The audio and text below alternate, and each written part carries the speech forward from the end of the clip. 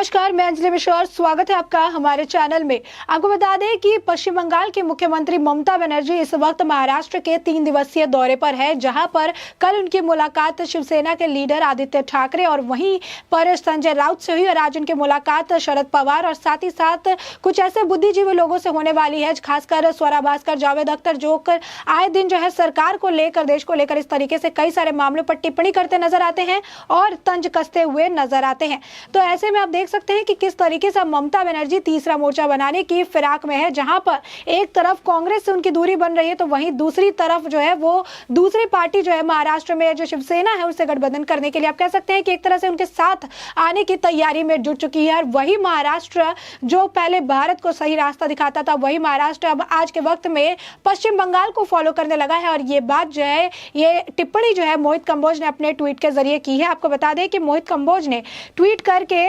जो महाराष्ट्र की सरकार है उस पर निशाना साधा है। आपको बता दें कि मोहित कंबोज ने कहा कि ममता बनर्जी ने चीफ सेक्रेटरी को अपना एडवाइजर बना लिया था जब उन्होंने रिटायरमेंट ली थी 2021 में। अब उद्धव ठाकरे ने भी कल अपने चीफ सेक्रेटरी को एडवाइजर बना लिया उनके रिटायरमेंट के बाद। तो ऐसे में जो अब महाराष्ट्र है, महाराष्ट्र के लिए बंगाल एक रोल मॉडल बनता जा रहा है। तो जहां पर आप देख सकते हैं कि आए दिन बंगाल से ऐसी हिंसा की खबरें सामने आती है, जहां पर हिंदुओं के खिलाफ काफी आप देख सकते हैं कि हिंसा देखने को मिलती है, जिस पर ममता बनर्जी भी चुप्पे साधी रहती है और कुछ कहती हुई नजर नहीं आती है। और जहां पर महाराष्ट्र में हिंदुत्व का नारा लगाने वाले उद्धव ठाकरे हैं, जो कहते हैं हिंदुओं के बारे में वो सोचते हैं, सारी चीजें करते हैं, बाला साहब ठाकरे के वो वंशज हैं जो कि एक कट्टर हिंदू नेता थे। और ऐसे में वो ममता बनर्जी से जो है मुलाकात की खबरें जो है इस वक्त की, वो अलग अलग शिवसेना के नेता से मुलाकात कर रही है, आदित्य ठाकरे से मुलाकात कर रही है। आदित्य ठाकरे भी प्रेस वार्ता के दौरान जो ये बातें कहते नजर आते हैं कि हमने कई मामलों पर चर्चा की, कई महत्वपूर्ण मामलों पर हमारी चर्चा हुई और साथ ही साथ हमने जो है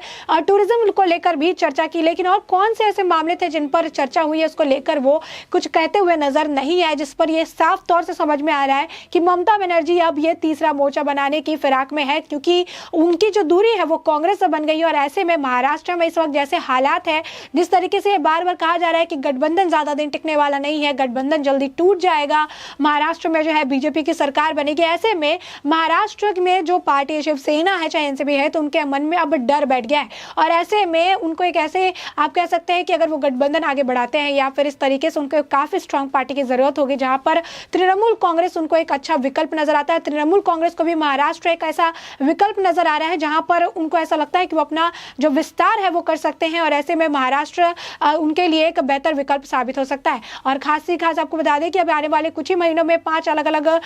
जो राज्य है वहां पर चुनाव होने वाले हैं। ऐसे में टीएमसी के लिए ये एक मौका जो है उनको मिलता हुआ नजर आया, जहां पर वो अपना तीसरा मोर्चा जो है कर सकती है। बीजेपी के खिलाफ जो है ये एकजुट करने की आप कह सकते हैं कि रणनीति है, जो बीजेपी के खिलाफ वो एकजुट हो रहे हैं ताकि आने वाले चुनाव में वो बीजेपी को टक्कर दे सके। लेकिन ऐसे में आप देख सकते हैं कि बीजेपी को लेकर किस तरीके से इनके मन में जो है डर बैठता हुआ नजर आ रहा है। ये जो विपक्षी दल है, चाहे कांग्रेस, शिवसेना, टीएमसी, सबके मन में जो है एक तरह से एक डर है बीजेपी को लेकर कि बीजेपी अपनी सरकार महाराष्ट्र में बना सकती है। बीजेपी जो है वक्त के साथ आप अलग अलग जगहों पर देख सकते हैं कि बीजेपी किस तरीके से जीत का बिगुल बजाती हुई नजर आ रही है, चाहे त्रिपुरा हो या फिर कहीं और के चुनाव, हर जगह जो है बीजेपी का वर्चस्व देखने के लिए मिल रहा है। और ऐसे में ये बीजेपी का जो डर है ये विपक्ष दलों को एक साथ आने पर मजबूर कर रहा है। और ये लोग जितने जो एंटी बीजेपी लोग हैं, जो ज्यादातर बीजेपी सरकार पर निशाना साधते रहते हैं, स्वरा भास्कर, जावेद अख्तर, इन सबसे मुलाकात करके एक नई मोर्चे की शुरुआत करने के लिए तैयार हो रहे हैं। साथ ही साथ आपको बता दें कि इनकी इस मुलाकात पर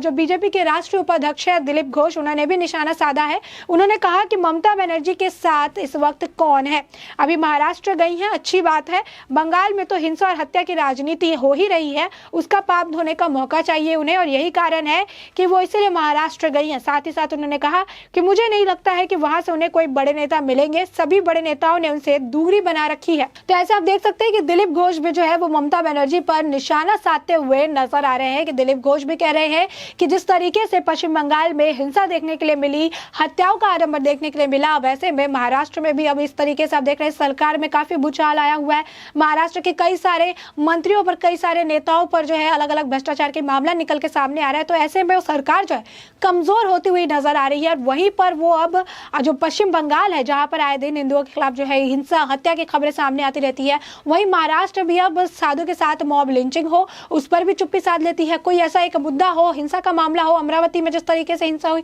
त्रिपुरा को को लेकर जिस तरीके से गलत खबरें फैलाई गई, इन सभी चीजों पर ना एक प्रेस कॉन्फ्रेंस होती है ना इस पर बात होती है। यानी साफ तौर पर यह देखा जा सकता है कि अब महाराष्ट्र के लिए पश्चिम बंगाल एक रोल मॉडल बनता हुआ जा रहा है, जो कि मोहित कंबोज अपनी बातों में कहते हुए नजर आए। तो अब ऐसे में आप देख सकते हैं कि ममता बनर्जी अपनी तरफ से पूरी कोशिश कर रही है कि किस तरीके से बीजेपी के खिलाफ एक नया मोर्चा शुरुआत की जाए, जिसमें वो पूरा जो है शिवसेना का समर्थन ले रही है और कई जो नेता हैं उनसे मिल रही है। उद्धव ठाकरे से उनकी मुलाकात नहीं हो पाएगी क्योंकि उद्धव ठाकरे की तबीयत खराब चल रही है, उस वक्त भी अस्पताल में है, फिजियोथेरेपी चल रही है उनकी, और ऐसे में उनसे मुलाकात नहीं हो पाएगी। लेकिन शरद पवार से भी आज वो मुलाकात करने वाली है, कल संजय राउत से उन्होंने मुलाकात की, और ये सभी लोग जो है आए दिन बीजेपी पर निशाना साधते हुए नजर आते हैं। और किसी भी आप कह सकते हैं कि उनके राज्य में, जहाँ पे महाराष्ट्र में किसी भी दंगे को लेकर बीजेपी पर निशाना साधते हैं, कुछ भी होता है उसको लेकर बीजेपी को जो है दोषी ठहराते हैं। और यही काम जो है ममता बनर्जी भी एक टाइम पे करती हुई नजर आई थी। जब भी इलेक्शन का दौर था उस वक्त भी वो एक के बाद एक बीजेपी पर हर चीज को लेकर, हिंसा को लेकर, विवादों को लेकर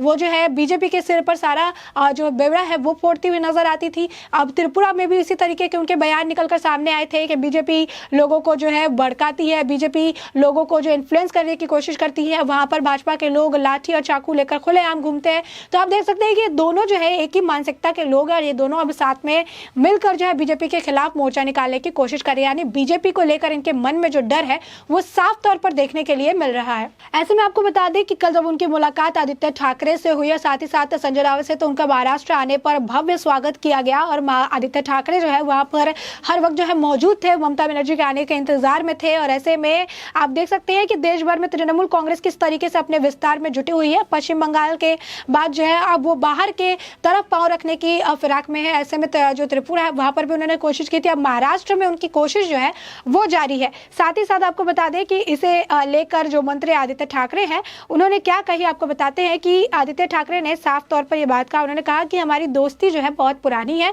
ममता बनर्जी से हमारी 2-3 साल पहले भी मुलाकात हुई थी और इस दोस्ती को हम आगे बढ़ाना चाहते हैं, उसके भी एक रूपरेखा देनी चाहते हैं। तो आदित्य ठाकरे के बाद से साफ तौर पर देखा जा सकता है कि आने वाले वक्त में हो सकता है कि टीएमसी और शिवसेना का गठबंधन देखने के लिए मिले। तो ऐसे में अब शिवसेना और एनसीपी जिस तरीके से अब ममता बनर्जी एक के बाद एक इनके जो वरिष्ठ लीडर है, जो अधिकारी है, जो नेता है, जो मंत्री है, उनसे मुलाकात करने हैं। और आज जो है दूसरा दिन है, कल उनकी मुलाकात हो चुकी है, आज शरद पवार से उनकी मुलाकात की बात चल रही है और ऐसे में कई मुद्दों पर चर्चा की जा रही है। और खासकर अभी जब 5 अलग अलग राज्यों में अब चुनाव होने वाले हैं कुछ ही महीनों में, और ऐसे में ममता बनर्जी का बैक टू बैक जो है दौरा देखने के लिए मिल रहा है। और खासकर इस वक्त जब महाराष्ट्र में इतनी टेंशन चल रही है, महाराष्ट्र को लेकर बीजेपी के कई जो नेता है वो बयानबाजी दे, चाहे वो नारायण राणे क्यों ना हो, चाहे वो जो है चंद्रकांत पाटिल हो, उन्होंने सबने एक ही बात कही है, वो यही कही कि ज्यादा दिन जो है महाराष्ट्र की सरकार नहीं टिकने वाली है, महाराष्ट्र की सरकार बहुत जल्द ही गिर जाएगी और ऐसे में बीजेपी जो है वो महाराष्ट्र में आ सकती है। और इसी को लेकर आप देख सकते हैं कि अब ममता बनर्जी ने महाराष्ट्र को चुना और ममता बनर्जी महाराष्ट्र के दौरे में ठीक चुनाव से पहले आती हुई नजर आ रही है, जो साफ तौर पर यह बताता है कि आने वाले चुनाव में ये सब जो है बीजेपी के खिलाफ जो है गठजोड़ करने वाले हैं और बीजेपी के खिलाफ खड़े होने वाले हैं। यानी बीजेपी को लेकर एक जिस तरीके से बीजेपी अपना वर्चस्व कायम करती हुई नजर आ रही है, जिस तरीके से बीजेपी एक के बाद एक कदम जो है आगे बढ़ाती हुई नजर आ रही है, ऐसे में इनके मन में ये जो डर है इनको गठबंधन करने पर मजबूर करता हुआ नजर आता है। तो वहीं शरद पवार दिल्ली दौरे पर जो है जाते हुए नजर आते हैं, वहां पर जाकर डिस्कशन होता हुआ नजर आता है। उसके बाद देवेंद्र फडणवीस की पिक्चर आती है अमित शाह के साथ, जो अपने ट्विटर हैंडल पर शेयर करते हुए नजर आते हैं। तो कहीं ना कहीं महाराष्ट्र में बीजेपी के आने के चांसेस जो है, आसार जो है वो बढ़ते हुए नजर आ रहे हैं और यही डर है कि आज के वक्त में फिर से जो टीएमसी है उन्होंने महाराष्ट्र को एक अच्छा विकल्प समझते हुए आज महाराष्ट्र में आकर वो अलग अलग लीडर से मुलाकात करती हुई नजर आ रही है। तो ऐसे में अब ममता बनर्जी जो मुलाकात है शरद पवार से करने वाली है, उनसे भी कई मुद्दों पर चर्चा करने वाली है। आप साफ तौर पर देख सकते हैं कि मोहित कंबोज ने जो है